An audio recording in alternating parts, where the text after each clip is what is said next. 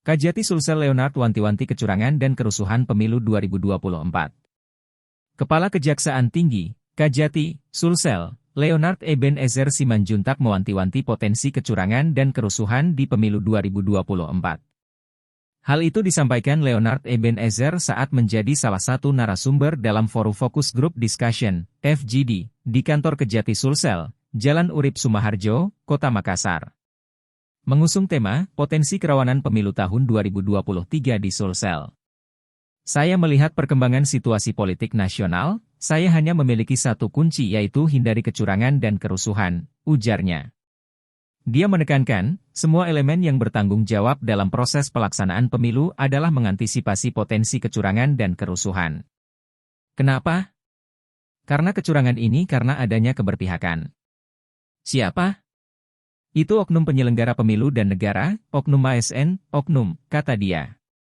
Selain itu, kecurangan pemilu berpotensi dilakukan oleh aparat penegak hukum, APK, baik TNI, Polri, maupun anggota kejaksaan. Dia juga membeberkan soal potensi money politik atau politik uang berpotensi terjadi pemilu 2024. Ketika kita melihat money politik, kecurangan politik juga dapat melalui oleh penyelenggara negara dan pemilu. Money politik bisa juga terjadi pada oknum ASN dan oknum APH, katanya. Kemudian, permasalahan black campaign pada pemilu mendatang yang berpotensi dimainkan oleh para calon dan masing-masing tim sukses. Lalu, oknum-oknum anti pemilu, oknum anti pemerintah dan negara. Di samping itu, adanya kejahatan siber atau cybercrime, ini berpotensi terjadi pada pemilu.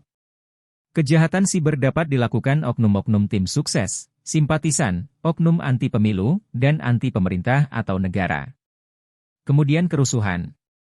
Kerusuhan berpotensi terjadi karena oknum tim sukses atau simpatisan. Bisa juga kerusuhan ini bisa timbul karena perilaku kita dari oknum penyelenggara pemilu dan negara, maupun dari pihak anti pemerintah, bebernya. Untuk mencegah pelanggaran itu, dia meminta semua pihak harus bekerja sama.